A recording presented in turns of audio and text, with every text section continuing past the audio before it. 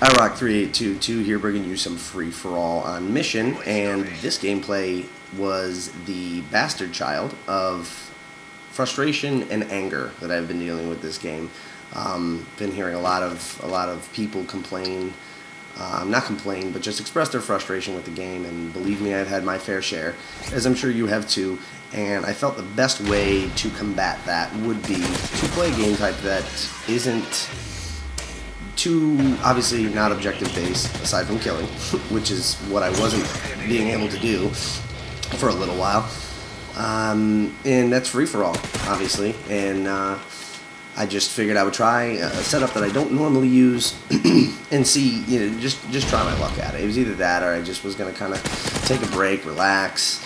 But I realized that, there's a lot of things that I don't use very often that could, be the answer as to how I could, have a little bit more fun and just possibly just improve my skill set in general.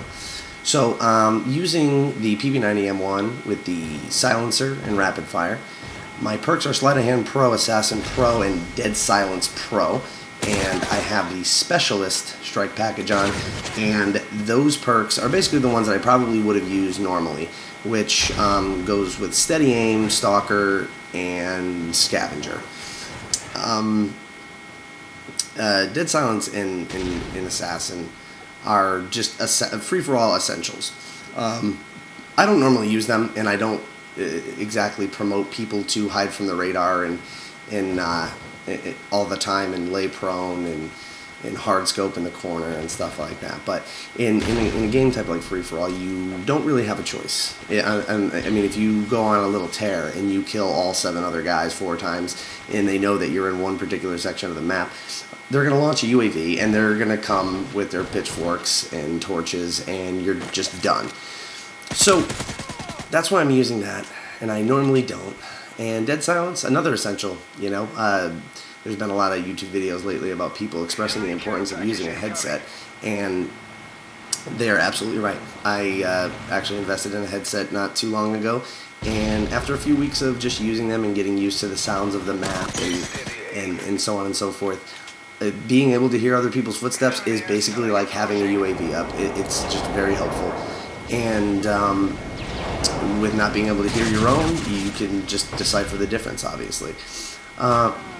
So I also threw the portable radar on this class, and I normally wouldn't use that either, but I see a lot of people do use that in free-for-all. I can't tell you how many times I've strolled past one and then got shot by someone who was doing something similar to what I'm doing, or being a little less sportsmanlike and laying down in a corner.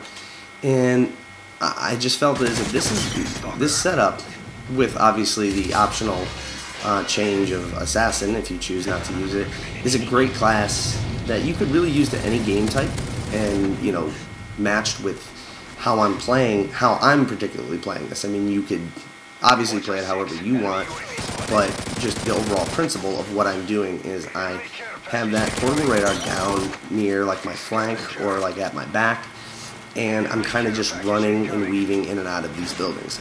Maybe not the smartest choice of a place to control on this map, because over here, right where that care package is, there's just people are spawning, and people are coming for revenge kills. They're coming from my left, my right, my up and down. So it's literally, I'll take a few steps and completely turn around. Get a line of sight, take a guy out, and climb back up this hill.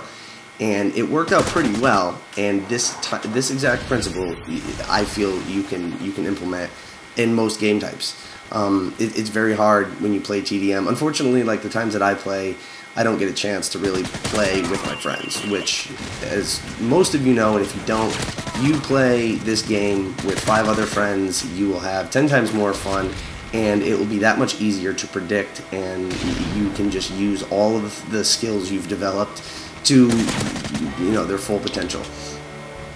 And when you play, like a match like TDM with a bunch of randoms, you might as well be playing free-for-all, because everyone's scattered around the map, and the spawns are erratic, and no matter how much you're trying to predict them, it's just not going to happen.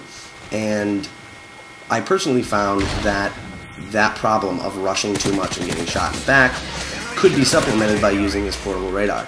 You put that at one end of where you're controlling, and it's kind of like a leash because it doesn't allow you, I mean, if you go past where the radar is covering, you won't see if anyone's coming in that area.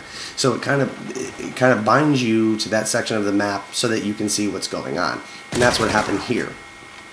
And I went on a nice little tear here, and I believe, is it happening right? Yep, right now. I was on a 20 kill streak right there. Almost got my very first Moab.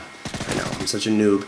And I was I was getting a little nervous, and then after that kill, I kind of just wanted to get back into killing, and I was kind of discouraged, so I was a little nervous. And at this end of the at this part of the match, I died a few times. But all I really wanted to talk about is that, you know, I suggest using a setup like this when you're frustrated and you're tired of getting shot in the back and flanked. And, you know, although I am doing a lot of rushing and running around, and this video looks like it's on, you know, light speed, which, mind you, I tried to fast forward a little bit through some of the boring parts, that's why it seems that way. But overall, you can be moving around quickly and still slow your game down and just patrol this one area up and down. And that's about it, guys. It's a 30-6. Hope it wasn't too boring for you. Hope that I did cover some points that you could find useful in any game type, not just free-for-all. And hopefully that'll get you over some of your Call of Duty frustration. Thank you guys for watching, and leave me some comments. Let me know what you guys want to see in the future. Thanks. Bye.